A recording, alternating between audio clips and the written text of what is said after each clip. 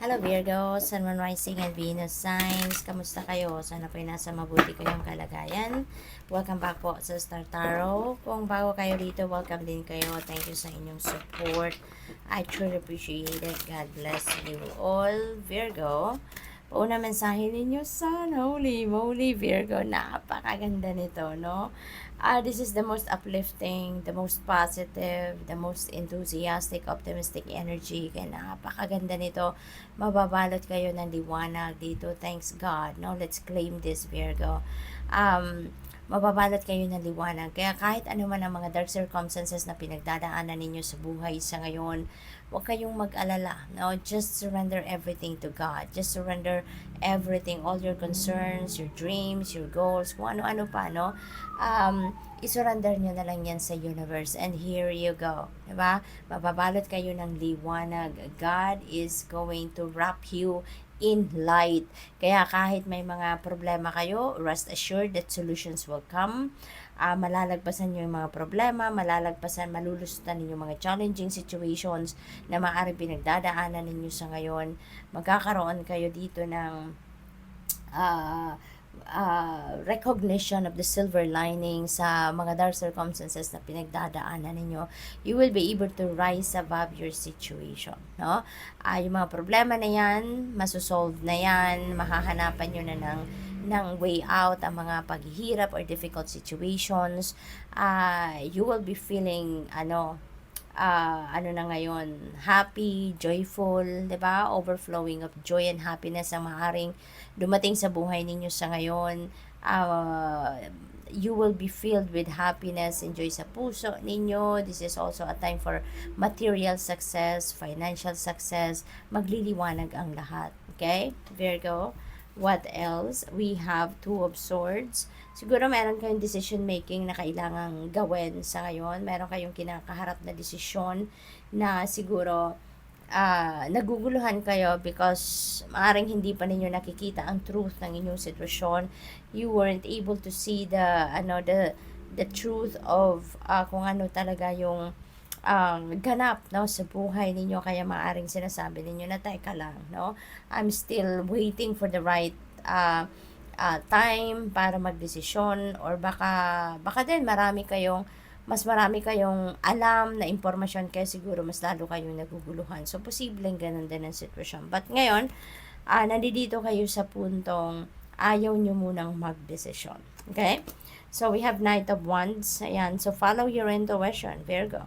Listen to your intuition. Kasi, maraming mga pangyayari sa buhay ninyo ngayon. Maraming kaganapan, maraming movement. At maaaring hindi na kayo nakakapag-focus ngayon sa kung ano dapat ninyong pag-focusan, no? Maybe there is an imbalance din na nangyayari. Kaya tutok kayo sa inyong intuition. Follow what your intuition is telling you. Okay? Kasi ito yung gagabay sa inyo kung ano ang path na dapat ninyong tahakin at this time. We have Ace of Wands. Ayan. So, there is new beginning energy. No? This is a new beginning energy. Ace of Wands is also about opportunities, no, na dadating sa inyo dito that is going to give you pagkakataon din para mailabas ninyo or ma-express ninyo ang inyong mga creativity.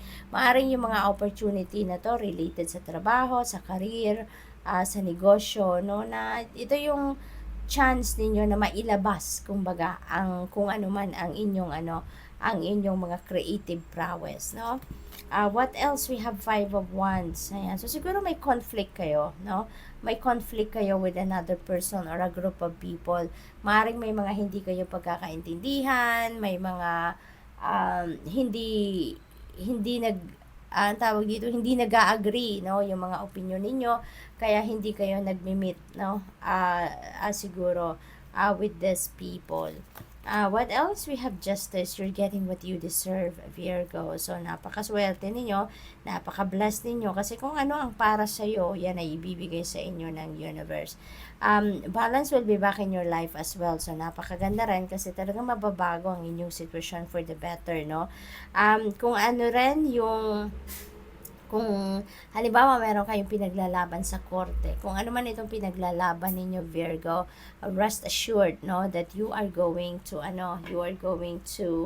um, receive yung verdict or decision ng korte na pabor para sa inyo. Kaya makukuha ninyo kung ano talaga yung para sa inyo. We have 7 of Wands. Ayan. So, siguro talaga, related din ito dito sa 5 of Wands, no? Siguro mayroon mga tao dito na siguro naiinggit sa inyo. People are trying to make up stories para sa inyo. May mga taong nagkikreate ng mga chismis, no? About you dito, sinisiraan ka siguro, chinichismis ka, ini-intimidate ka, but handa ka rin lumaban, ano? Nasa defensive mode ka ngayon, Virgo. So, maaaring naghihintay ka lang ng tamang pagkakataon din para sumugod ka, para sagutin mo, para harapin mo ang mga taong ito. Pero, nakikiramdam ka pa. Now, hindi ikaw yung basta-bastang susugod, na mapoprovoke ka, susugod ka, hindi ka ganon.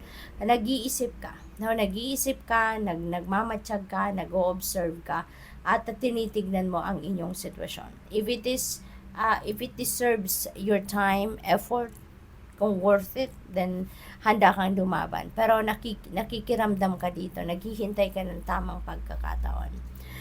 What else? We have King of Cups. Ayan, so siguro meron ka ditong advisor, no? Maaaring meron tao dito, water sign, no? Cancer, Scorpio, Pisces, na maaaring laging nandiyan para gabayan ka, advisean ka, very compassionate, very friendly, very sensitive and intuitive din ang taong ito. At maaaring ito yung lagi mong kaagapay. Maaaring ito ang laging nandiyan sa tabi mo para gabayan ka, no? I-encourage ka or i-boost ang inyong confidence, maaaring gano'n. So, good luck. Thank you for watching. Love and light. Namaste.